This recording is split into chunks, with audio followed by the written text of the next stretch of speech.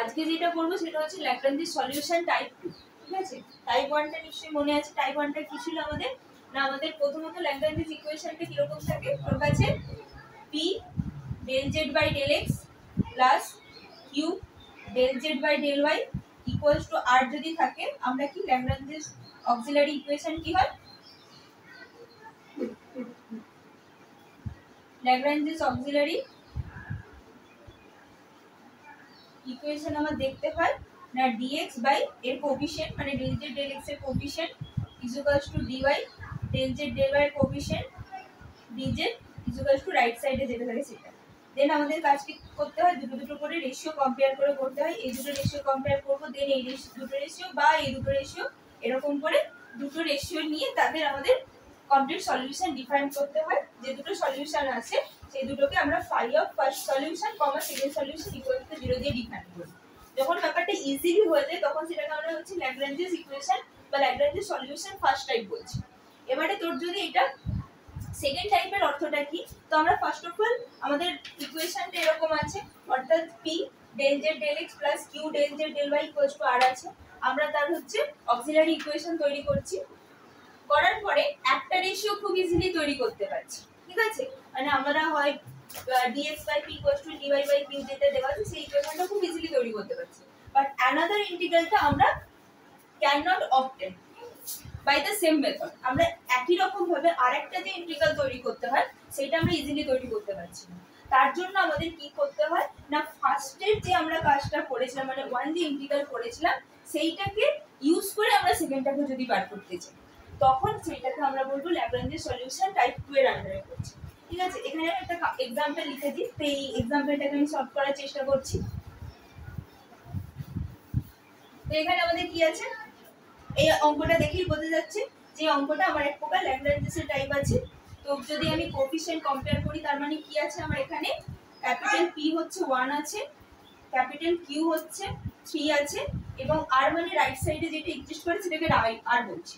তার মানে হচ্ছে 5z plus tan of y minus 3x। তাহলে এইটা আমরা ল্যাগ্রাঞ্জেস অক্সিলারি ইকুয়েশনের সাহায্যে যদি ডিফাইন করি তার মানে কি হয়ে যাবে,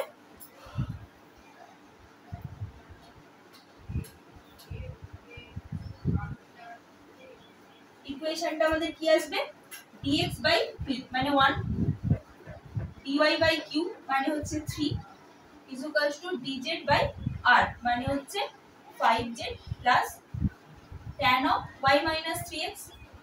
এতটা ক্লিয়ার? ক্লিয়ার তো এতটা? এরপরে আমরা কি করব, প্রথম দুটো রেশিও কম্পেয়ার করব। তাহলে আমরা এখানে কি লিখব, ফার্স্ট এন্ড সেকেন্ড রেশিও।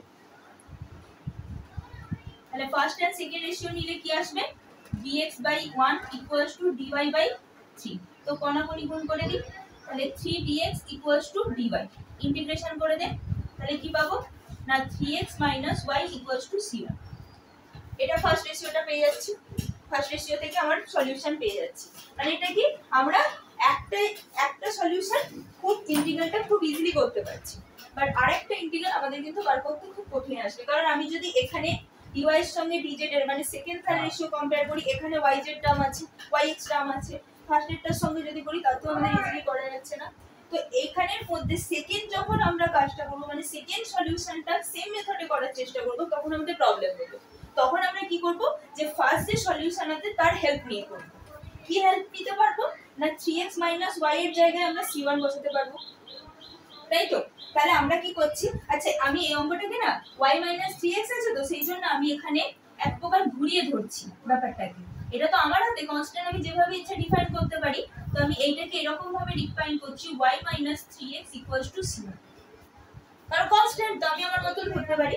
কারণ এখানে tan এর আগে না নেগেটিভ চলে আসবে, তো আমি সেই নেগেটিভটাকে ক্যারি যাতে না করতে হয় সেই হিসেবে আমি এরকম কনস্ট্যান্টটা ধরেছি। ওকে, তো সেকেন্ড টাইপের জন্য আমরা কি করব না ফার্স্ট যে সলিউশন আসবে তার হেল্প নিয়ে করব।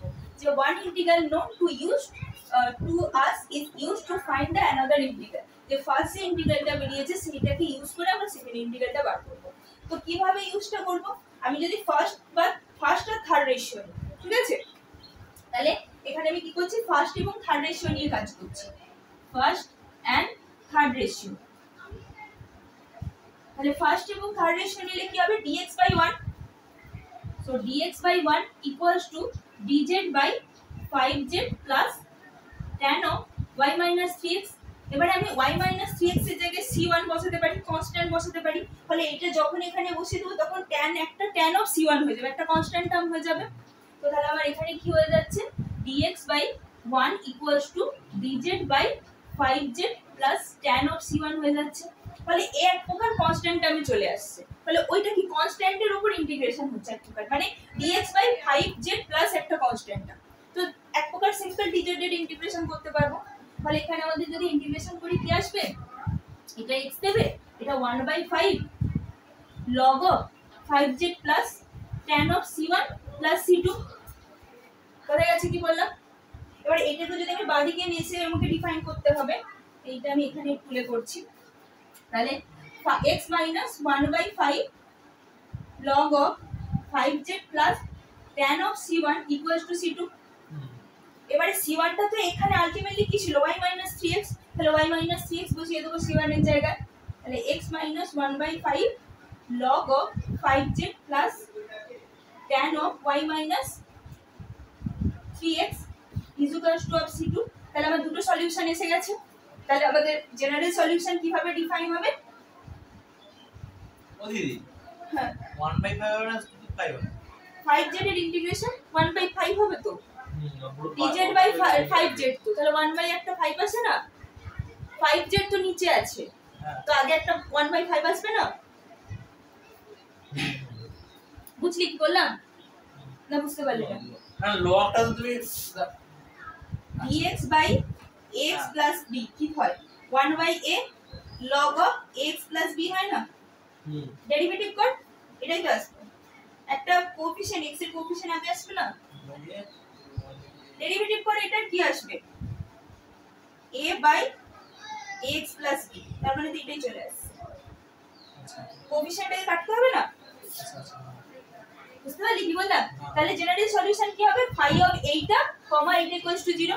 তাহলে আমাদের জেনারেল সলিউশন কি এসে যাচ্ছে phi of 8 অর্থাৎ y minus 3x কমা এখানে যেটা বের করেছি x minus 1/5 log of 5z plus tan of y minus 3x is equals to 0। বোঝা গেছে? তাহলে এটা হচ্ছে আমাদের সেকেন্ড টাইপ। আই হোপ এটা সবার ক্লিয়ার হয়েছে। তাহলে যখন সেকেন্ড টাইপ থাকবে তখন আমরা কি করব না, আমাদের সেকেন্ড টাইপ থাকা মানে কি একটা সলিউশন খুব ইজিলি বার করতে পারবো, আর একটা সলিউশন বার করতে গেলে একটা যে সলিউশন বেরিয়েছে তার উপর ডিপেন্ড করে আছে, ফলে সেইটাকে অ্যাপ্লাই করে তবে ওটা বার করতে পারবো। ক্লিয়ার হয়েছে এটা? ওকে।